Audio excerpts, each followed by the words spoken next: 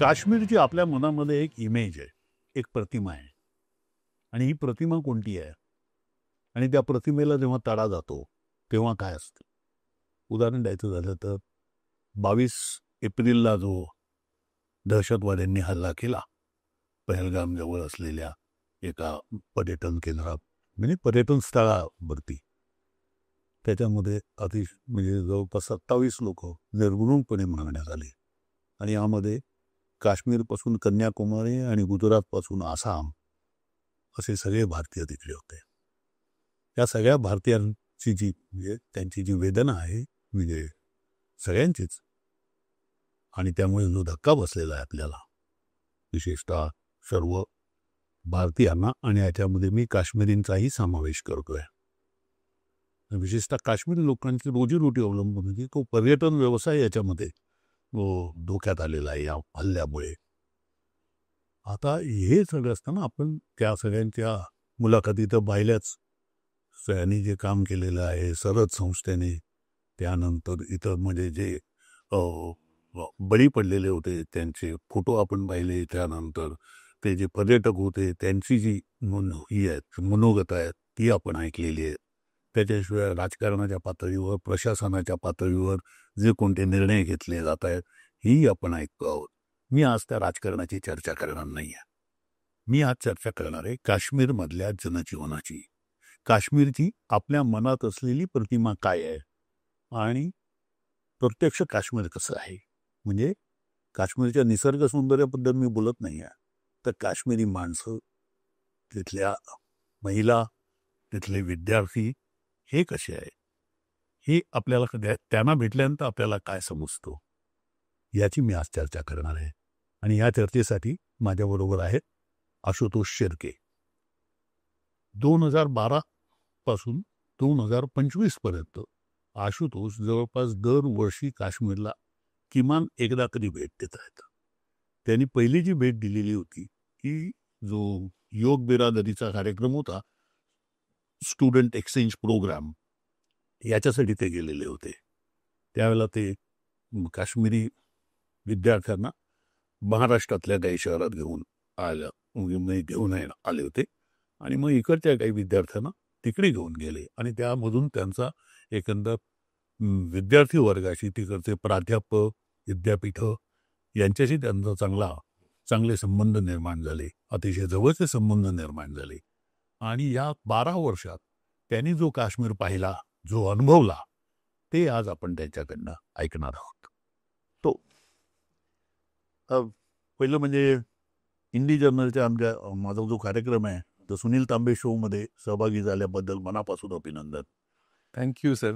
आणि दुसरं म्हणजे मला एक असं विचारायचं आहे की मी ती फेसबुक पोस्ट बघितली आणि मी ती शेअरही केली होती, आणि तेव्हा ती वाचत असताना माझ्या लक्षात आलं की ती लोकांना का आवडली, कारण ती माझ्याकडनं पण अनेकांनी शेअर केली. म्हणजे मी बघत नाही. आणि दुसरी गोष्ट मी चेक केलं त्याच्यात, तर जो एज ग्रुप मला मिळाला की कोणता आहे, कोणत्या एज ग्रुपने जास्तीत जास्त पाहिली, तर तो एज ग्रुप आहे 25 ते 35.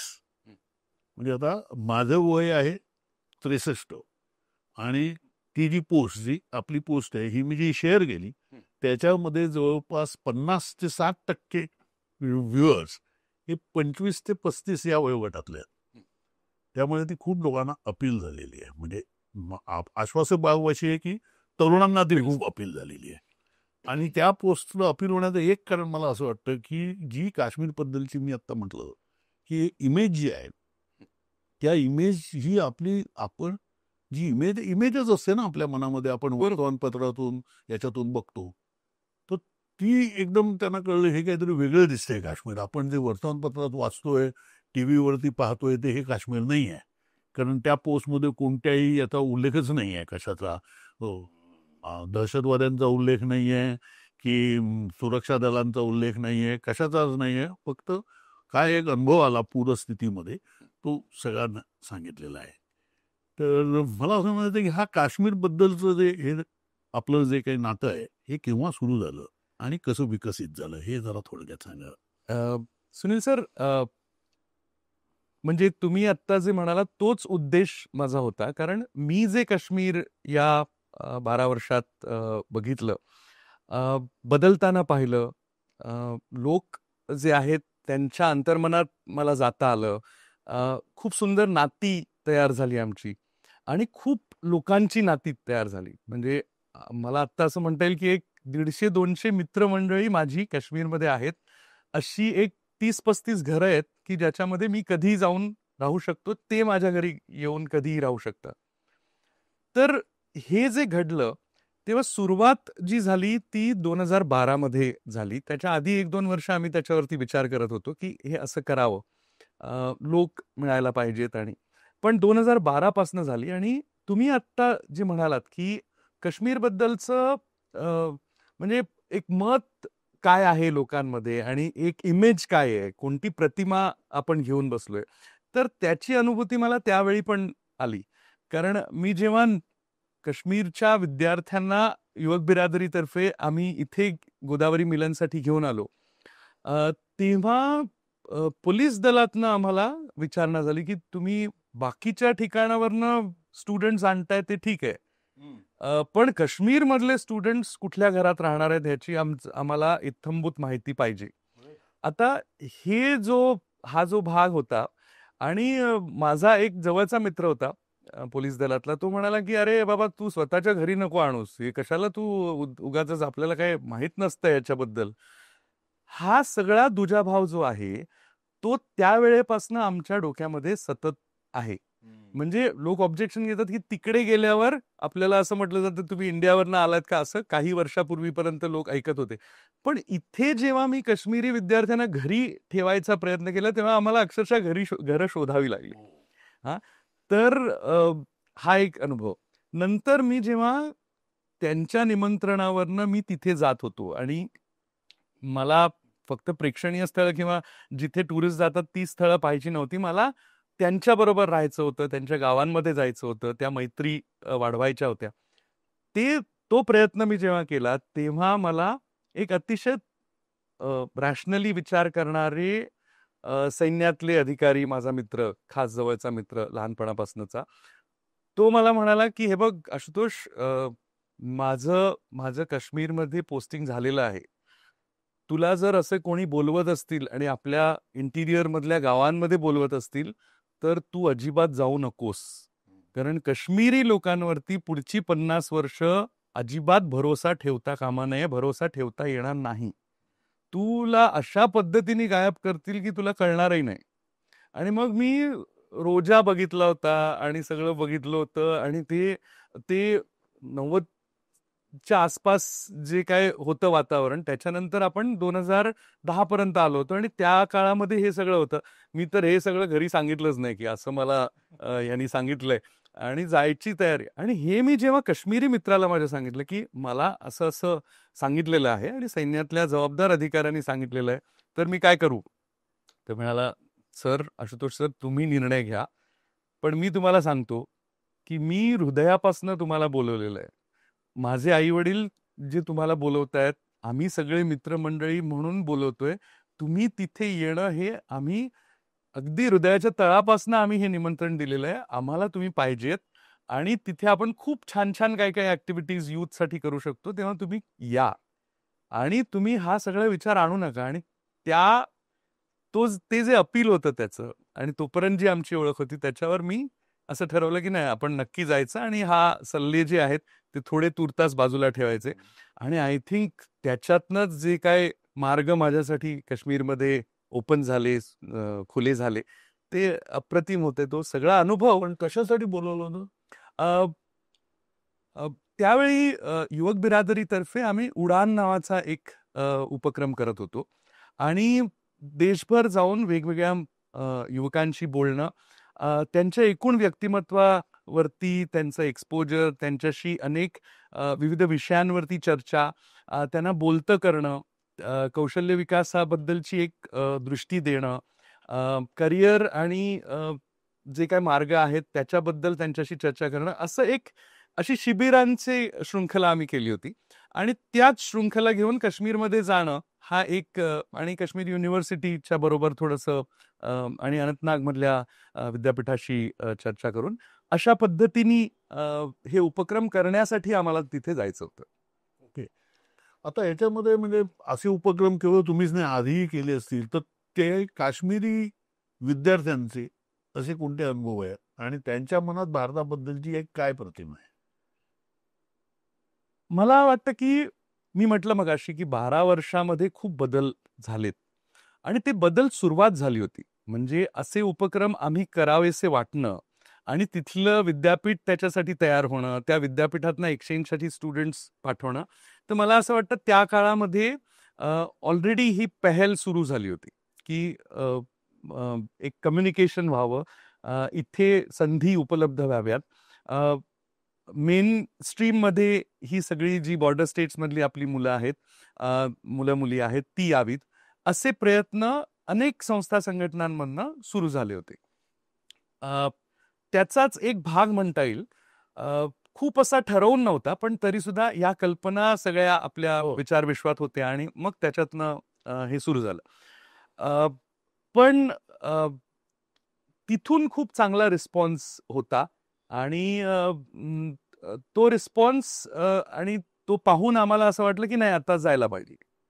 म्हणजे काश्मीरी विद्यार्थ्यांचे अनुभव काय आपल्या भारतातले?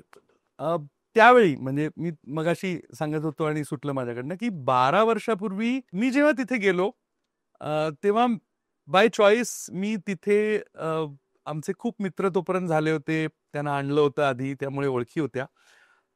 मी असं ठरवलं की त्यांच्याबरोबर हॉस्टेल्समध्ये राहायचं, त्या हॉस्टेलमध्ये राहायचं. तर मी श्रीनगर युनिव्हर्सिटीचं जे बॉईज हॉस्टेल होतं त्याच्यामध्ये त्यांच्याच रूममध्ये परमिशन घेऊन मी राहिलो आणि खूप एन्थुझियाझम होता असा सगळा. त्यामुळे सगळेजण आले होते की मुंबईवरनं आशुतोष सर म्हणून ज्यांच्याबद्दल ऐकलंय आणि ती सगळी टीम आली आहे आणि ते आपल्याशी गप्पा मारणार आहेत. तर रात्री 1:30 वाजेपर्यंत सगळ्या गप्पा सुरू होत्या. यखनी बनली, मग ती रूममध्येच छान सर्व्ह झाली आणि असं सगळं होतं. 1:30 वाजता नंतर मात्र 3 मुलं जी काहीच बोलत नव्हती चर्चेमध्ये ती थांबली आणि ती मला म्हणाली की तुम्हाला भारताने इथे का पाठवलंय आणि तुम्ही कुठल्या संस्थेचे एजंट आहात? तुम्ही आयबीचे एजंट आहात का तुम्ही कसले एजंट आहात आणि तुमचा हिडन अजेंडा काय आहे ते आम्हाला सांगा.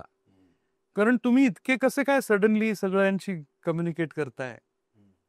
हा अनुभव पण एक गंमतशीर होता. पण मला त्यानंतर सांगायचं की ती तिन्ही मुलं, त्यातलं एक तर जर्मनीत सेटल झालाय आता, पण ती तिन्ही मुलं आज माझी इतकी छान मित्र आहेत आणि ते गैरसमज सगळे निघून गेले आणि जेव्हा त्यांना कळलं की हा खरंच हृदयापासनं जोडून घेण्यासाठी आलाय, तेव्हा मग ती शंका सगळी निघून गेली.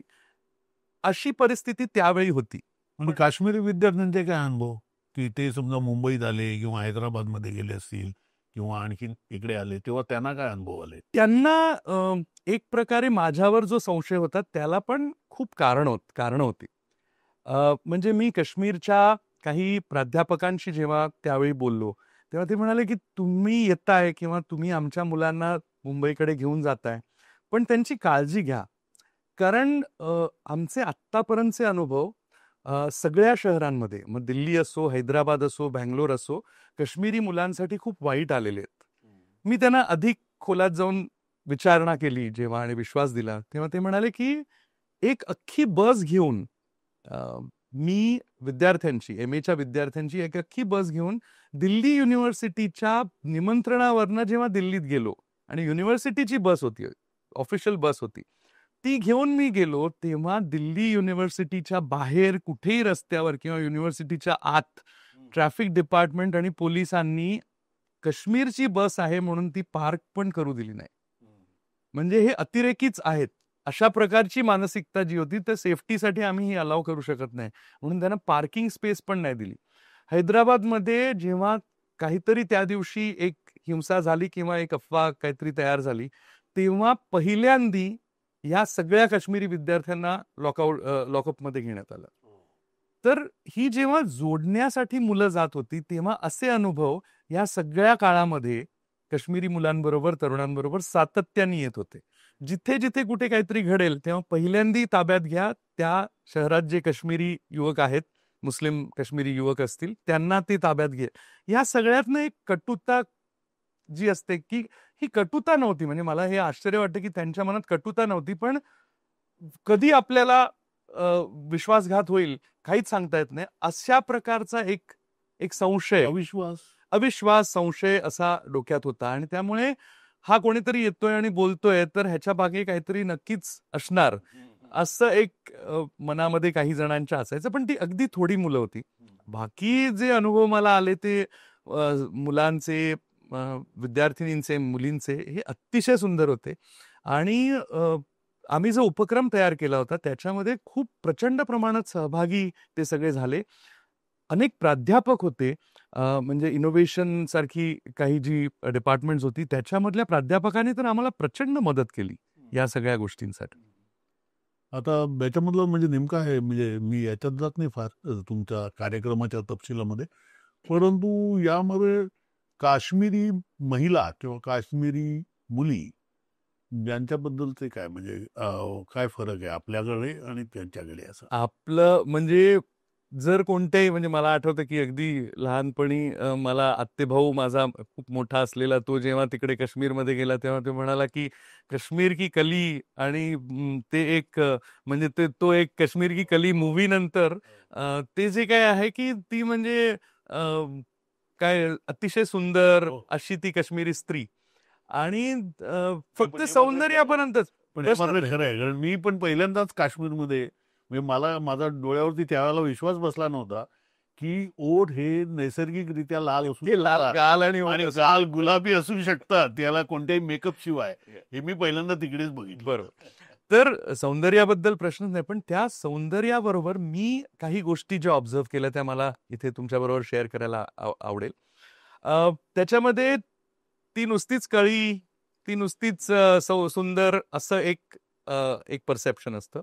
दुसरं एक परसेप्शन की मुस्लिम समाजातली आहे आणि त्यामुळे त्या मुस्लिम समाजातल्या स्त्रीचं स्थान हे अतिशय दुय्यम असणार हे गृहीतक असतं, म्हणजे हे मी गृहीत धरलेलं असतं.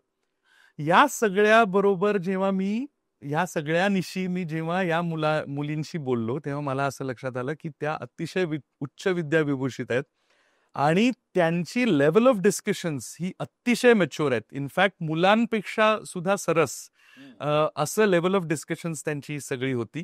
आणि ह्या फक्त युनिव्हर्सिटी मधल्या नाही, नंतर मला जेव्हा चान्स मिळाला की इतर सगळ्यांशी बोलावं तर तिथेही मला लक्षात आलं की प्रत्येक घरची मुलगी ही शिकावी. आणि तिथे एक असतं की काश्मीरमध्ये संभाव आत्ता असं आहे की लग्नाची घाई नसते. त्यामुळे 30शी 35शी पर्यंत मुलं मुली ही शिकत असतात, काहीतरी करत असतात, अजून एक डिग्री घेत असतात. त्यांना लग्नाची वगैरे घाई अजिबात नसते. आता त्याला अनेक दुसरी कारणं असू शकतील, पण अशी परिस्थिती सध्या आहे. हा एक भाग. दुसरा, त्यांना जे एक्सपोजर आहे, म्हणजे माझी बायको रश्मी ही पटवर्धन फॅमिली मधली, आणि ती जेव्हा त्यांच्याशी बोलली आणि तिला जेव्हा असं कळलं की मी ज्या मुलींशी बोलतेय त्या सगळ्या काश्मीरी मुली आणि हिजाब थोडासा घेऊन आणि त्या स्टाईलमध्ये रंगीत हिजाब जो असतो तो घेऊन ती सगळी मुली त्या मुली बसलेल्या आहेत. आणि जेव्हा डिस्कस करायला सुरुवात झालं तेव्हा असं लक्षात आलं की या कॉलेजमध्ये असताना, शाळेत असताना, युनिव्हर्सिटीमध्ये असताना किंवा इतरत्र वेगवेगळ्या संस्था संघटनांमधनं त्या स्कीइंग कॅम्प्सना गेल्या, त्या 15-15 दिवस ट्रेकिंगला जातात. त्या सगळ्या, म्हणजे तिला जो मुस्लिम मुली आणि त्यांचा जो घरातलं स्थान किंवा समाजातलं स्थान हे सगळं म्हणजे अक्षरशः त्याला सुरुंग लागले. आणि तिला असं लक्षात आलं की कोणत्याही मध्यमवर्गीय आपल्या महाराष्ट्रातल्या घरामध्ये जी रिस्ट्रिक्शन्स मुलीवरती आहेत, तिच्या घरामध्ये जी तिच्या काळामध्ये रिस्ट्रिक्शन्स होती तशी कोणतीही रिस्ट्रिक्शन्स या कोणत्याच मुलीच्या वरती नव्हती.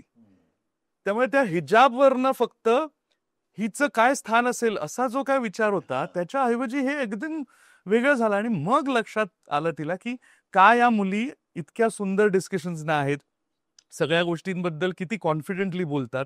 त्यामुळे आपली ही जी इमेज आहे ना एक, की त्या मुली कशा असतील, तर असं नाहीये. त्या स्त्रिया, दुसरा एक प्रसंग मी सांगतो की एक म्हणजे या युनिव्हर्सिटीतल्या मुलींच्या बाबतीत नाही, एक स्त्री, म्हणजे ज्या घरी आम्ही गेलो आणि मी माझ्या वडिलांनाही एकदा घेऊन गेलो एका व्हिजिटमध्ये, तर त्यांनी वडिलांना निघताना असं छान ते एक शाल आणि एक टोपी, छान टोपी अशी दिली आणि ती टोपी घातली.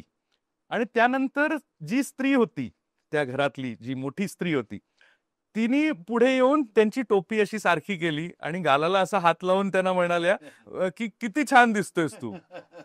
आता माझे वडील इतके की मला सांगा की असं महाराष्ट्रातल्या एखाद्या मध्यमवर्गीय कुटुंबामध्ये त्यांना अशी टोपी घालून असं गालावर थप्पड मारून असं म्हणाले असते का कोणती स्त्री?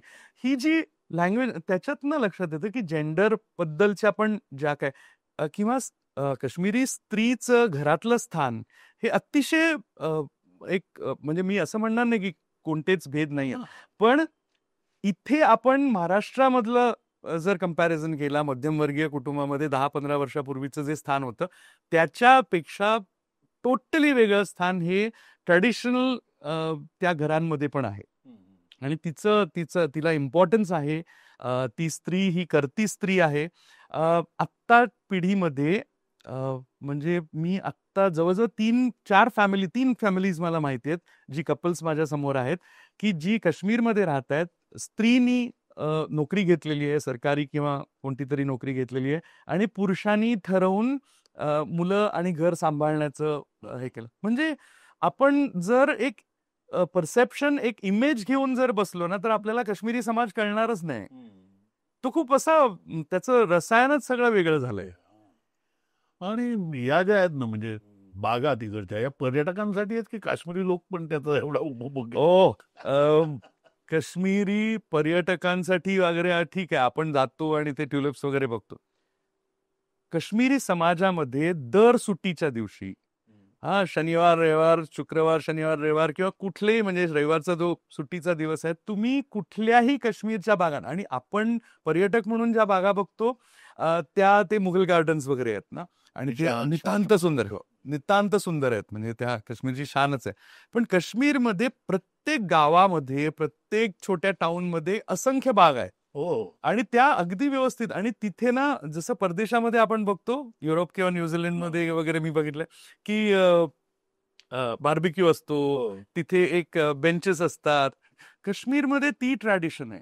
आणि ह्या सगळ्या फॅमिलीज सहकुटुंब चटयापासनं सगळं घेऊन, खाण्याचं सगळं सामान घेऊन हे सगळे तिकडे छान बसतात आणि काय त्यांचं कौटुंबिक लाईफ ते सगळं असतं की तो वेळ हा सगळा म्हणजे पती पत्नी मुलं घरचे सगळे हे सगळे तिकडे घालवत असतात. आणि हे चित्र अनकॉमन, हे फार कॉमन आहे सगळीकडे.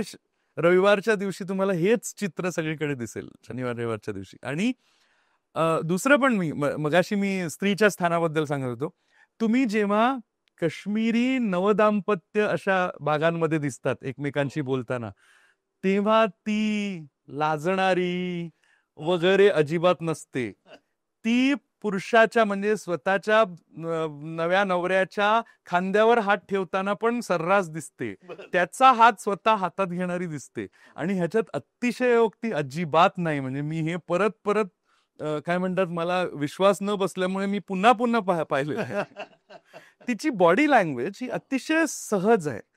त्याच्यामध्ये असं ते दाबून राहणं वगैरे असं अजिबात नाहीये.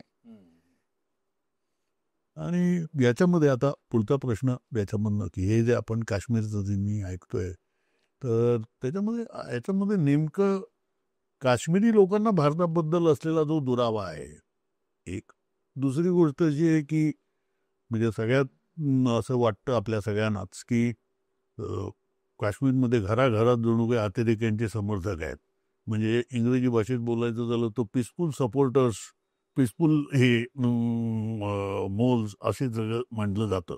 आणि त्यामुळे आपल्याकडे म्हणजे मराठीमध्ये ते फारच ते हे शापित भूमी आहे, शापित हे आहे काय भूमी किंवा निसर्ग सौंदर्य असं समजलं जातं.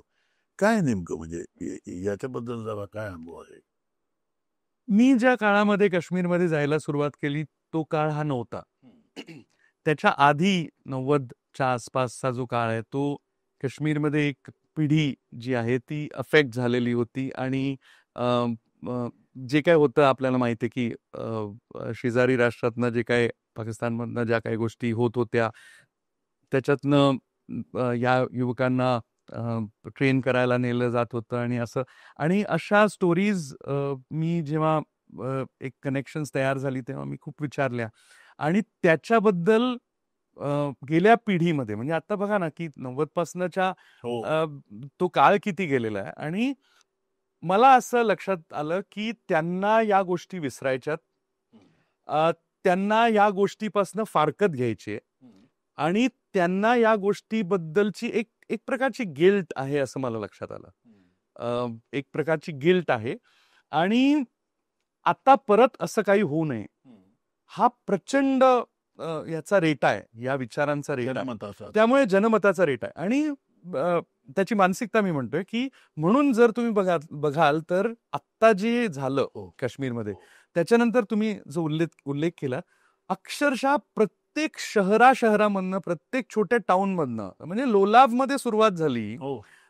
ते आमच्या लोलाबमध्ये किती लोकसंख्येचं लोलाबची लोकसंख्या मला एक्झॅक्टली सांगता येणार नाही पण लोलाब व्हॅली जी आहे ते काय मोठं शहर नाही आहे, अगदीच छोटं शहर आहे. पण ती लोलाब व्हॅली जी आहे त्या ठिकाणी मुदस्सिर नावाचा जो युवक कार्यकर्ता आहे त्यांनी पहिला कॅन्डल मार्च सुरू केला आणि त्यांनी बघितलं की निदान 15 ठिकाणी काश्मीरमध्ये त्यांनी लोकांना ट्रिगर केलं की आपण हे बाहेर आलं पाहिजे आणि त्यानंतर तुम्ही बघाल तर दुसऱ्या दिवशी दुसऱ्या संध्याकाळी काश्मीरभर प्रत्येक शहरामध्ये आणि गावामध्ये हे झालं. मशिदीमधनं याचा निषेध केला गेला, ते लाऊडस्पीकर्स मधनं आपण त्याच्या फिल्म्स बघितल्या. म्हणजे काश्मीरमध्ये आज या घटनेबद्दल राग आहे, ती घटना का झाली आणि ती व्हायला नको होती आणि त्याच्याबद्दलचं प्रचंड दुःख आहे. कारण ते म्हणजे मी त्याच्याबद्दल पण त्या अनुभवांबद्दल पण सांगेन की त्यांची हृदय खरंच प्रेमाने भरलेली आहेत आता. त्यामुळे एक काळ हा खूप वाईट गेला आणि त्याच्यातनं जे काय झालं त्याच्याबद्दल प्रचंड त्यांना ते विसरायचंय ते आणि ते जवळजवळ ते विसरण्याच्या ह्याच्यात आहेत आणि तेवढ्यात हे झालंय. पण त्याच्याबद्दल त्या घटनेबद्दल अतिरेकी किंवा या सगळ्या अशा कोणत्या ऑर्गनायझेशन आता नाही आहेत त्या ठिकाणी की ज्याच्यामध्ये लोकांचा काही सपोर्ट आहे.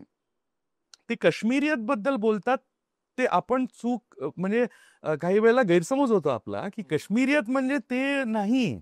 काश्मीरियत म्हणजे आपण जसं म्हणतो ना की आमचं मराठी असणं, ती काश्मीरियत आहे त्यांची.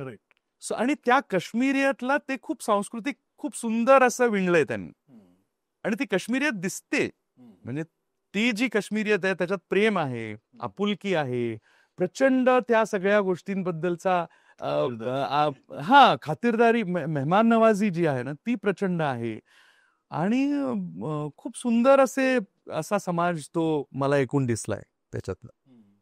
कारण हा जो एक आता म्हटलं जात आहे याच्यामध्ये एक म्हणजे नोकरीचा प्रश्न किंवा आता तिकडे इंडस्ट्रीज काही नाही आहेत आणि त्या इंडस्ट्रीज आणल्या पाहिजेत, सर्व पर्यटनाला असा फटका बसतोय. तर म्हणजे तुमचं तर या सगळ्यांशी वेगवेगळे प्रोफेसर वगैरे 10-12 वर्ष जो सुरुवातीचा काळ मी बघितला 2012च्या आसपासचा त्याच्यानंतरचा त्याच्यामध्ये थोडे बदलाव सुरू होत होते आणि जी काश्मीरी युवक युवती हे सरकारी नोकऱ्यांकडे फक्त पाहत होते कारण तोच एक आशेचा किरण होता.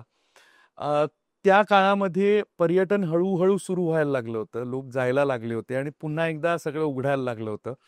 त्याच्यातनं नवीन आशा तयार झाल्या.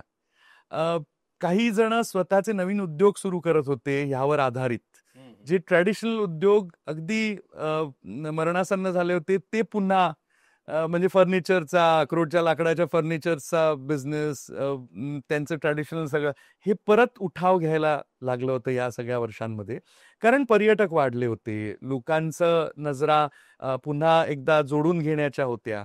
या सगळ्यामधनं खूप छान गोष्टी होताना पाहिलं. मी एक बघितलं की ट्राउट फिश फार्मिंगचे प्रयोग काही मी 4-5 युवकांचे जाऊन बघितले. त्यांनी ते सुरुवात केली होती आणि मग आता पर्यटक येत आहेत तर आम्ही ट्राउट फिशचं फार्मिंग करून तिथे आम्ही ते हे करू, अशी चेन तयार करायची, असं ते डोक्यात ही स्वप्न सगळी फुलायला लागली होती. आणि त्यातनं ना हा जो काय एक उरला सुरला सगळा एक कडवटपणा होता ना जो तो निघून गेला असता, तो पूर्ण आता निघून गेला असता, तो गेलाच होता. आणि ह्या सगळ्या फेज मध्ये त्यांच्या मनामध्ये भारतीयांबद्दल अजिबातच राग नव्हता, प्रेमच होतं. म्हणजे येणाऱ्याशी प्रेमाने वागायचं हेच त्यांचं संस्कृती होती. त्यामुळे हे सगळं फुलत चाललं होतं. इनोव्हेशन्स वाले केवढे तरी नवीन नवीन प्रयोग करत होते. मग ऍपल गार्डन्स मध्ये टुरिस्टना कसं नेता येईल, मग ती सगळी ओपन कशी करता येईल, मग युरोपमधल्या कल्पना काय आहेत, हे सगळं सुरू होत होतं. म्हणजे ऍपल गार्डन्स नाहीतर ट्रॅडिशनली बंद असायची. त्याच्याऐवजी टुरिस्ट येऊ देत, त्यांना प्लग करता येऊ देत, त्यांना काढता येऊ देत, त्यांना तिकडे मग मोरंबे विकायला आहेत, मग अजून काहीतरी आहे, असं टुरिझम बेस्ड बिझनेसेस ह्याच्यावर खूप नव्या कल्पना होऊ लागल्या होत्या. आणि नेमकं या घटनेने ते पूर्ण, म्हणजे आता त्यांचं 5 वर्ष ते सगळे पूर्ण मोडकळीला येतील हे सगळे धंदे. म्हणजे आता तर मी बघितलं तर रेझिस्टन्स फ्रंट जी लष्कर ए तैयबाचा गट समजला जातो, त्याने आता याच्यावरती जाहीर केलं की आमचा काय या हल्ल्याशी काही संबंध नाही आहे. पहिल्यांदा त्यांनी जबाबदारी घेतली होती, सोशल मीडियावरतीच अनाऊन्स केलं होतं, पण आता त्यांनी सांगितलं की नाही, आमचा काय संबंध नाही. त्यामुळे याचा अर्थ असा आहे की जे कोणते दहशतवादी आहेत, आणि ऑफकोर्स पाक पुरस्कृत आहेत, पाकिस्तानने बॅक केलेले, हे सगळे यांनाही जरा काहीतरी, म्हणजे काश्मीरमध्ये जो प्रोटेस्ट झाला, म्हणजे ज्या प्रकारची निदर्शनं त्यांच्या विरोधात झाली, म्हणजे जो एक सहानुभूतीचा जो आपल्याला एकदम असा सैलाबच दिसतो होता, तुम्ही म्हणालात त्याप्रमाणे एका गावातनं सुरू होतं आणि ते बरोबर सगळ्या गावांमध्ये शहरांमध्ये पसरलं, तर त्याची एक धक्का यांनाही बसलाय. म्हणजे या अतिरेकी कारवाईबद्दल नुसतं म्हणजे दुःख तर त्यांना प्रचंड झालं, म्हणजे दुःख प्रचंड झालं की हे असं इथे झालं, ह्याचं दुःख झालं. पण प्रचंड चिडले ते लोक की हे सगळं का होऊ दिलं आणि कोणी होऊ दिलं, आणि त्याच्याबद्दल त्यांना खूप शंका आहेत की हे, म्हणजे ते म्हणतात की काश्मीरचं भलं नाही होऊ नये, हेच ज्यांचं स्वप्न आहे आणि त्यांनीच हे करवलेलं आहे, असंच त्यांचं मत आहे. आणि मी ज्या युवकांशी बोललो, युवकांशी मी कनेक्शन मध्ये ज्या आहे, खूप सगळ्या वेगवेगळ्या क्षेत्रातल्या लोकांशी जे संबंध आहेत, त्याच्यामध्ये त्यांनी सांगितलं की अशा कोणत्याच संघटना आत्ता नाही आहेत. म्हणजे ज्या काळात होत्या तेव्हा पण मला त्याच्याबद्दल बोलबाला असल्याचा अप्रत्यक्षरित्या माहिती होतं, पण आत्ता अशा कोणत्याच संघटना नाहीत, कुठल्याच लोकांमध्ये अशा प्रकारचे कोणतीच मतप्रवाह नाही आहेत. सगळ्यांना असं वाटतंय की आपण मिळून मिसळून राहायला पाहिजे, भारताचा आपण एक आता भाग आहोत आणि त्यातनंच आपलं काहीतरी भवितव्य चांगलं होऊ शकेल, हा पूर्ण विश्वास हळूहळू हळूहळू, आणि ती निगेटिव्हिटी पूर्ण जाणं, हे जेव्हा होतंय ना, तेव्हा हे जे झालंय हा भयंकर डॅमेजिंग असणार आहे. तेच ना, एक दोन गोष्टी दिसतात. म्हणजे हे घडल्यानंतर, म्हणजे आपण बघितलं होतं, म्हणजे फेसबुक बघा किंवा पुणे किंवा मुंबईमध्ये सगळीकडे ते मुसलमानांवरती बहिष्कार टाकणं, हा एक मोठा ट्रेंड सुरू झालेला आहे. तेवढाच नाही तर आता त्याच्या तिकडे लंडनमध्ये पाकिस्तानच्या विरोधात निदर्शनं, आणखीन ते सगळीकडे करते. तर हेच एक त्याला वळण मिळालंय. म्हणजे एका बाजूला, आणि आता मी फेसबुकवरती बघितलं तर काही लोकांनी असं लिहिलंय की इस्रायल सारखं धोरण आपण अवलंबलं पाहिजे, आपण तिकडे काश्मीरची डेमोग्राफी चेंज केली पाहिजे, तिकडच्या मूळ काश्मीरींना विस्थापित करून म्हणजे ते अल्पसंख्य केलं पाहिजे, जसं इस्रायलने इकडे केलंय, कुठे गाझा आणि पॅलेस्टिनींच्या बाबतीत केलेलं आहे, तसं आपण तिकडे करायला पाहिजे. ह्याला अशी, म्हणजे एक मला माहिती आहे, ती माझी मैत्रीण, तिला सायकोलॉजीमध्ये 2 गोल्ड मेडल आहेत, तिचं नाव घेत नाही मी, पण तिने अशा पोस्टना लाईक करणं किंवा अशा शेअर करणं, असं म्हणजे मला, सुनील सर, याच्यामध्ये 2 गोष्टी मला दिसतात की, आणि त्याच्याबद्दलच मला विचारायचं आहे आपल्याला की, हा जो एक आहे की काश्मीर, म्हणजे हे यांचं ठीक आहे, कोणाचं इस्रायलचं ठीक आहे, इन द सेन्स इस्रायलच्या दृष्टीने अरब हे नागरिकच नाही आहेत, त्यांना मतदानाचा हक्क नाही आहे, पण काश्मीरी हे भारतीय नागरिक आहेत, किंवा इकडचे मुसलमान हे भारतीय नागरिक आहे, त्यांच्या बाबतीत तुम्ही इस्रायलचं धोरण कसं काय अवलंबू शकता? आणि याचा खरोखर म्हणजे भारतीय मुसलमानांनी काश्मीरी लोकांबद्दल कधी काय, काश्मीरी मुसलमानांबद्दल कोणता असा दाखवलाय की असा कोणता जैव संबंध त्यांच्यामध्ये होता? तर याबद्दल, या सगळ्याच्या बद्दल काश्मीरमध्ये काय भावना आहे असं? काश्मीरमध्ये जेव्हा अशा प्रकारचा अविश्वास दाखवला जातो भारतीयांकडनं, तेव्हा भारताच्या मेनलँडमधनं, तेव्हा त्याचं दुःख नक्कीच होतं. आणि सुरुवातीला तर ते खूप मोठ्या प्रमाणात असायचं. आता त्यांना त्याची सवय झाली एका प्रकारे, पण ती वाईट. पण कशा म्हणजे प्रकारचा विश्वास दाखवतात अ, मी मगाशी जे उदाहरणं दिलं की तुम्ही कुठल्याही सिटीमध्ये असा, तुम्ही काश्मीरी असाल तर जणू काही पाकिस्तानी नागरिकासारखंच, म्हणजे तुम्हाला पहिल्यांदा लॉकअपमध्ये तुम्हाला घेणार, चौकशी तुमची होणार, तुम्ही त्या ठिकाणी कुठेही किलोमीटरभर असाल तर पहिल्यांदा तुम्हाला पकडणार. त्याच्यानंतर मी मगाची काही उदाहरणं दिली, पण त्याच्याच बरोबर जेव्हा एका छोट्याशा शहरामध्ये आम्ही एका वकिलाचं, काश्मीरी वकिलाचं एक लेक्चर त्या संविधानाच्या सगळ्या गोष्टींवरती, तो इतकं सुंदर त्यांनी समोर मांडलं, तो मित्रच होता आमचा. आणि त्या वकिलांच्या सगळ्या ह्याच्यामध्ये शेवटी आवाज असा आला की ते सगळं ठीक आहे, तुम्ही संविधानाबद्दल एवढं बोललात, आधी वंदे मातरम म्हणा.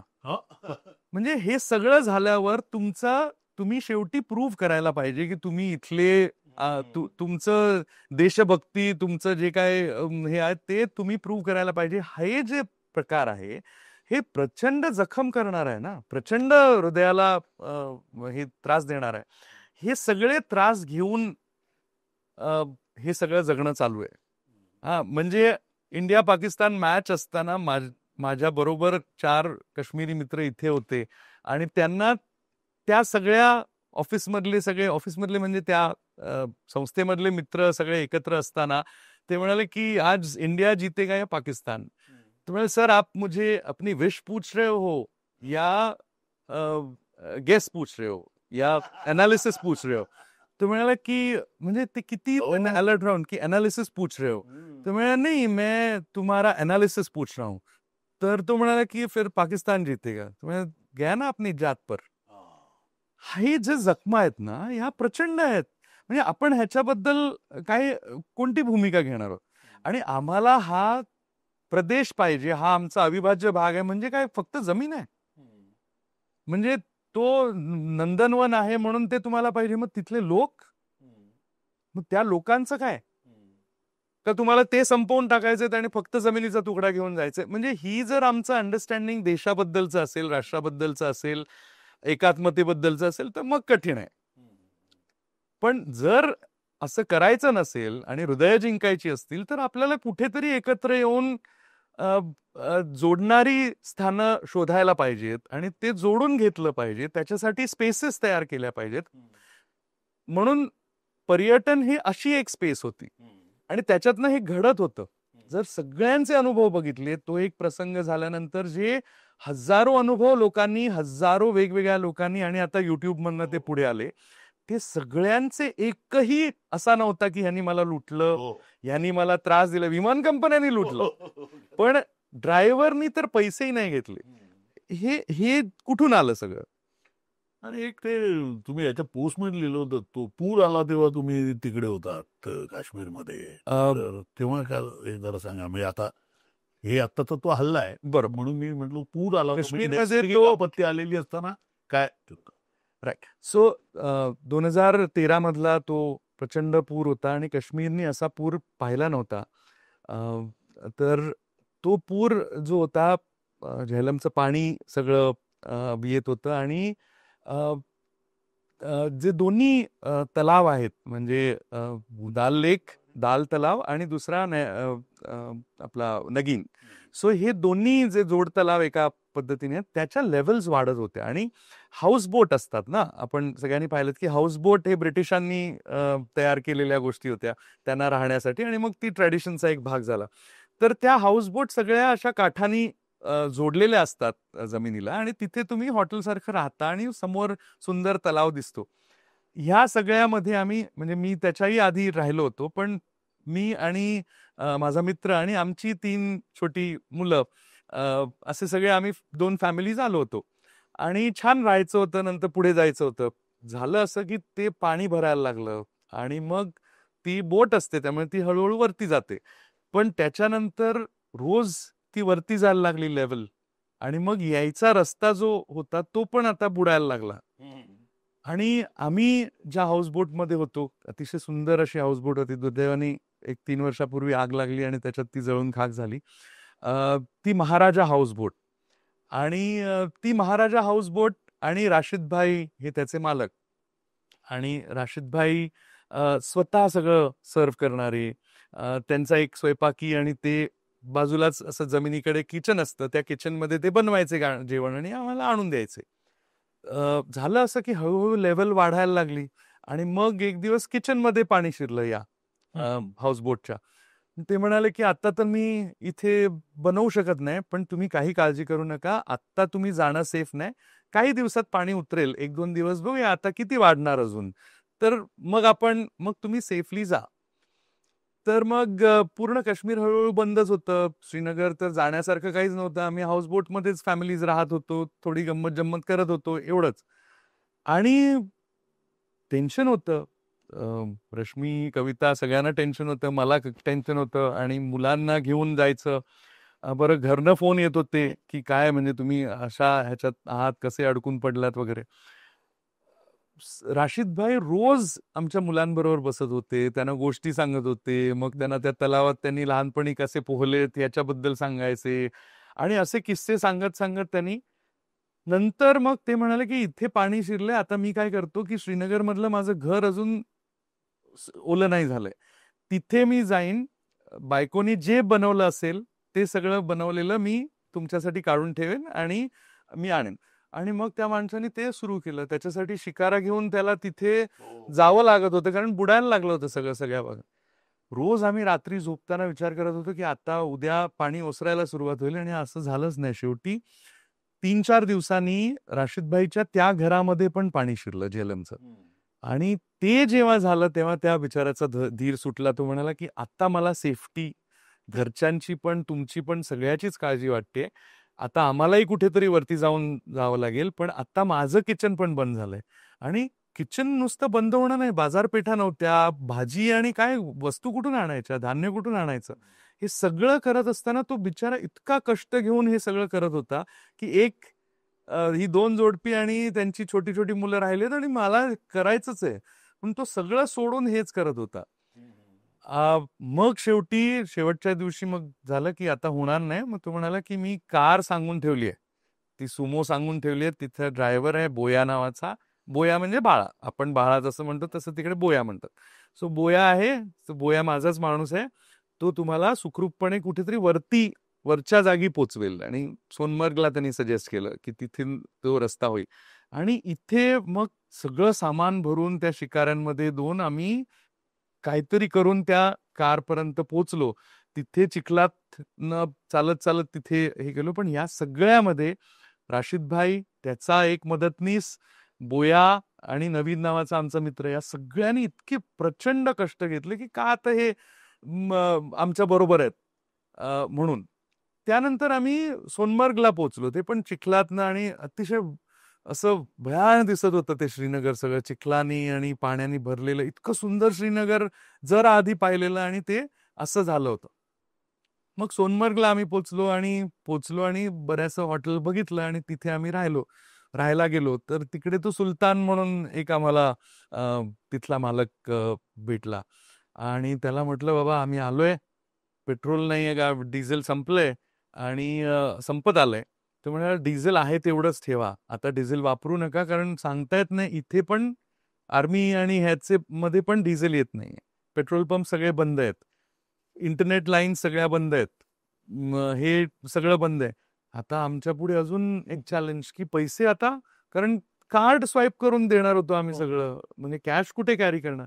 मग ह्या सगळ्यामध्ये त्याला आम्ही सांगितलं आमच्याकडे फक्त 2-3 दिवसाचे पैसे आहेत, तेवढीच कॅश आहे, तू काय करशील आम्हाला, म्हणजे तू देशील काय, त्याला पण खरेदी करायला पाहिजे इतकं ऑफ सीझन मध्ये असं छोटंसं हॉटेल आणि पूरस्थितीमध्ये.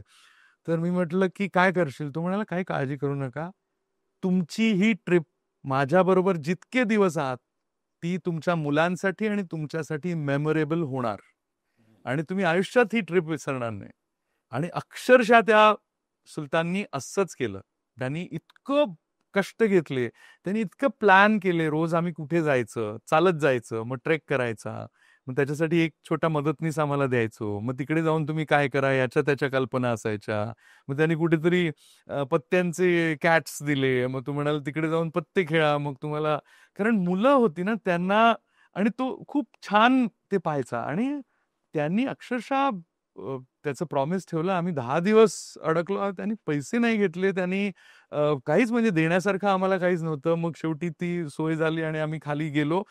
मुंबईला आल्यानंतर सुद्धा 3-4 दिवस 4 दिवस काय त्यांनी फोनच नाही केला. 4थ्या-5व्या दिवशी 5व्या-6व्या दिवशी आम्ही फोन केला, की अरे सुलतानभाई तुमचे पैसे किती झालेत आणि त्याचं काय तुम्हाला, कारण त्यांनी जाताना बिल किंवा काहीही दिलं नव्हतं. अच्छा. आणि तो म्हणाला तुम्ही आधी पोचा. त्याच्यानंतर असे आहेत म्हणजे असे किती अनुभव आहेत म्हणजे आता सगळ्यांनाच खूप होणार ते. सगळ्यांनीच सांगितलं. हे हे अनुभव ना नुसते हॉस्पिटॅलिटी इंडस्ट्रीमध्ये तुम्ही आहात म्हणून नाही आहेत. बरोबर आहे. हे काही प्रोफेशनल ट्रेनिंग असल्यामुळेचे अनुभव नाही आहेत. हे त्या माणसाची जी संस्कृती आहे, Correct. जे चांगुलपण आहे, जी जी एक सामाजिक एक समज आहे, एक शहाणपण आहे, एक सामाजिक एक एक फिलिंग ऑफ केअर असते ना, ती जी आहे, ती तुमच्या समाजात असावी लागते ना. कारण तुम्ही इंडिफरंट सहज होऊ शकता. पण ते इंडिफरंट नाही आहेत. जर इथे काहीतरी होत असेल तर ते जाऊन तिथे मदत करतात. मग हे तुम्ही काश्मीरी लोकांबद्दलचं काहीतरी लक्षात घेणार आहात की नाही? सो मला असं वाटतं की हे आम्ही लक्षात घेतच नाही. म्हणजे कित्येक टूर्समधनं वगैरे जातात आणि अतिशय म्हणजे फटकळपणे राहून आणि हे करून असे राहतात आणि ते जोडलंच जात नाही काही. त्यामुळे टुरिझम हा ते जोडण्यासाठी पण आहे ना. अगदी ॲडव्हर्स परिस्थितीमध्ये ह्या सगळ्या गोष्टी मी अनुभवल्या आणि परवा मला त्याचीच आठवण झाली म्हणून मी ते पटकन लिहिलं की हे काश्मीर असं नाही आहे. तुमचं जे काही तुम्ही जे डोक्यात घेऊन बसलायत ना, त्याची कारण म्हणजे ते मुस्लिम आहेत, ते घराघरातून अतिरेक्यांना अतिरेक्यांना सोडून देतायत. दहशतवादी आता नवीन शब्द. त्यामुळे तसं नाहीये. आणि जरूर त्यांच्या मनामध्ये अतिशय अन्यायाची काही आठवणी आहेत. अनेक म्हणजे आवेशपूर्ण आणि उद्वेगपूर्ण कृती त्यांच्याकडनं झालेल्या आहेत. पण त्याला आता खूप वर्ष झाली आहेत. आणि स्टेट रिप्रेशन किंवा शासनाने केलेली ही दडपशाही पण भीषण होती ना. म्हणजे त्याच्याबद्दल तर मी असं म्हणेन प्रत्येक म्हणजे मी सुरुवातीला जेव्हा गेलो तेव्हा घराघरातनं अशा अनेक प्रसंग झालेले आहेत की अन्याय म्हणजे जेव्हा असं हुकुमशाही किंवा एक आर्मीचं शासन असते तेव्हा अन्याय होतच असतात आणि हे अन्याय झालेलेच आहेत.